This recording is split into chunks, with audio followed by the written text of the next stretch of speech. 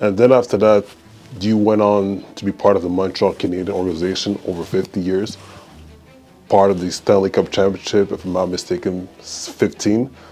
Can you share any stories about the Habs? Well, I guess there are many stories. Unfortunately, most of mine are about injuries. Okay.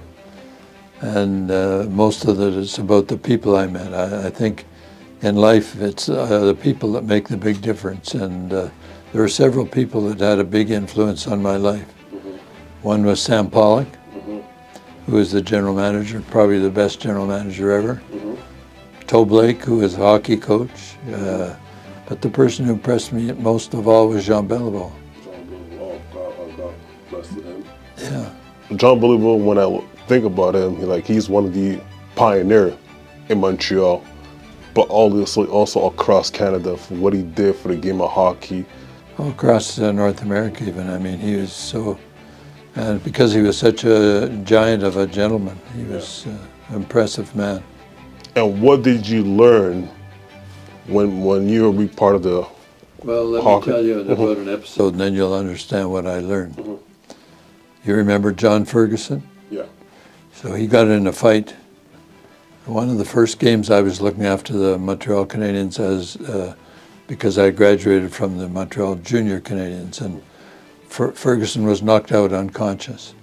So he came in at the end of the second period, and I said, Fergie, you can't play the third period because I think you've had a concussion and it would be dangerous. So he took his hockey stick and he was going to take a round out of me. And I said, so Jean Beliveau came on the scene and he said, Doc, don't argue with him. And I said, let me deal with it. So I went to my office and he took Ferguson into the clinic, which was right by the corridor, locked the door and left him there for the third period. And he banged, but he didn't get out. He didn't play, and I learned an important lesson about negotiating, which has helped me all my life. Yeah. Was it a nerve-wracking moment in your life? Not really. I mean, I was scared because, Okay. Ferguson was the tough guy. He's a tough guy, yeah. Yeah. But he was one of those big bullies, we call that. He was an enforcer. He kept everybody honest. Yeah, absolutely.